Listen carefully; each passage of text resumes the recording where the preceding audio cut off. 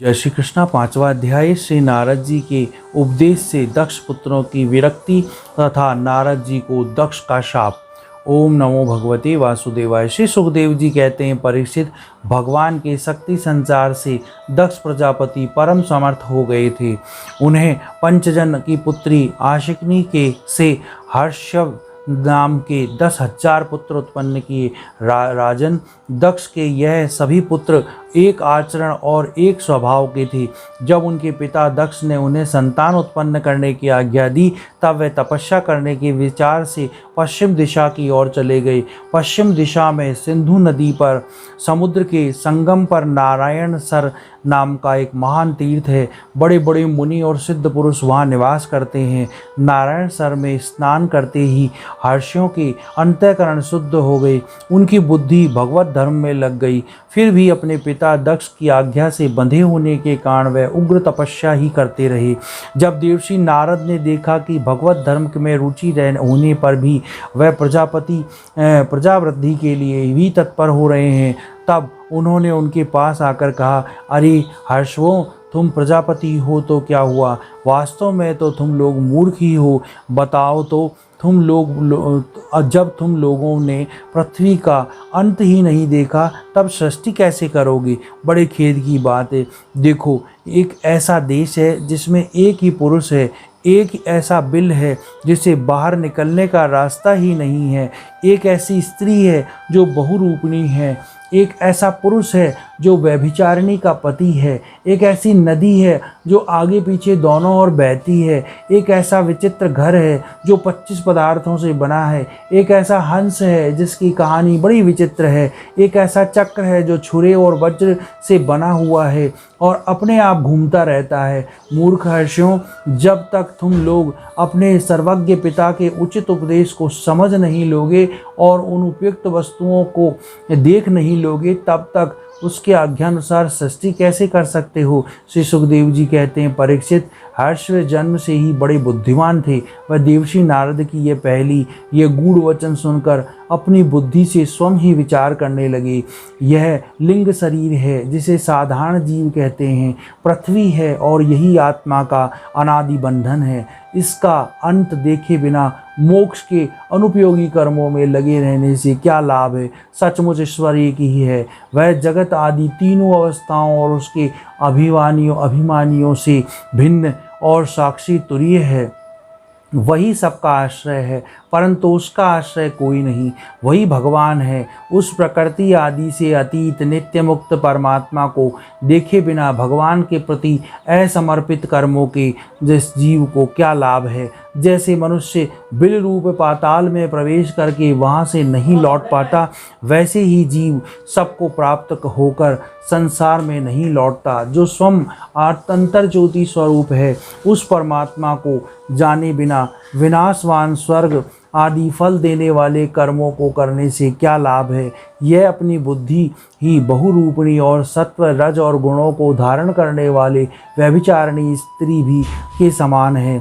इस जीव में उसका अंत जाने बिना, विवेक पर प्राप्त किए बिना अशांति को अधिकाधिक बढ़ाने वाले कर्म करने का प्रयोजन ही क्या है? यह बुद्धि ही उल्टा स्त्री के समान है। इसके संग से जीव रूप पुरुष का ऐश्वर्य, इसकी स्वतंत्रता नष्ट हो जाती है। इसी के पीछे पीछे वह उल्टा स्त्री के भांति न जाने कहाँ कहाँ भटकता रहता है। इसकी विभिन्न गतियाँ चालों के जाने बिना ही विवेक रहित कर्मों से क्या सिद्धि मिलेगी? माया ही दोनों ओर बहने वाली नदी है। यह सृष्टि भी करती है और प्रलय भी। जो लोग इससे निकलने के लिए तपस्या, विद्या और तट का सहारा लेने लगते हैं, उन्हें रोकने के लिए क्रोध, अहंकार आदि के रूप में वह भी और भी वेग से बहने लगते हैं। जो पुरुष इसके वेग से विवश और अनभिज्ञ है, वह मायिक कर्मों से क्या लाभ उठाएगा? वह 25 तत्व भी एक ही अद्भुत घर है। पुरुष उनका आश्चर्यमय आश्रय है, वही समस्त कार्य कारणात्मक जगत के अधिष्ठाता है। यह बात न जानकर सच्चा स्वतंत्र प्राप्त किए बिना झूठी स्वतंत्रता के लिए किए जाने वाले कर्म व्यर्थ ही हैं। भगवान का स्वरूप बताने वाले शास्त्र हंस के समान नीर शीर विवेकी हैं। यह बंध मोक्ष चेतन और जड़ को अलग अलग करके दिखा देता है। ऐसे अध्यात्म शास्त्र रूप हंस का आश्रय छोड़कर उसे जाने बिना बहिर्मुख बनाने वाले कर्मों से लाभ ही क्या है। यह काल का एक चक्र है, यह निरंतर घूमता रहता है। इसकी धार छुरे और वज्र के समान तीखी है तथा वह सारे जगत को अपनी ओर खींच रहा है। इसको रोकने वाला कोई नहीं, वह परम स्वतंत्र है। यह बात न जानकर कर्मों के फल को नित्य समझकर जो लोग सकाम भाव से इसका अनुष्ठान करते हैं, उन्हें उन अनित्य कर्मों से क्या लाभ होगा। शास्त्र ही पिता है, क्योंकि दूसरा जन्म शास्त्र के द्वारा ही होता है और उसके आदेश कर्मों में लगना नहीं, उनसे निवृत्त होना है। इसे जो नहीं जानता वह गुणमय शब्द आदि विषयों पर विश्वास कर लेता है। अब वह कर्मों से निवृत्त होने की आज्ञा का पालन भला कैसे कर सकता है। परीक्षित, हर्षों ने एक मत में यही निश्चय किया और नारद जी की परिक्रमा करके वह मोक्ष पथ के पथिक बन गए, जिस पर चलकर फिर लौटना नहीं पड़ता। इसके बाद देवर्षि नारद स्वर ब्रह्म में संगीत लहरी से में अभिव्यक्त हुए भगवान श्री कृष्णचंद्र के चरण कमलों में अपने चित्त को अखंड रूप से स्थिर करके लोकांतरों में विचार करने लगे। परीक्षित, जब दक्ष प्रजापति को मालूम हुआ कि मेरे शीलवान पुत्र नारद के उपदेश से कर्तव्यच्युत हो गए हैं, तब वह शोक से व्याकुल हो गए। उन्हें बड़ा पश्चाताप हुआ। सचमुच अच्छी संतान का होना भी शोक का ही कारण है। ब्रह्मा जी ने दक्ष प्रजापति को बड़ी सांत्वना दी। तब उन्हें पंचजन नंदनी आशक्ति के गर्भ से 1000 पुत्र और उत्पन्न किए। उनका नाम था शवलाश।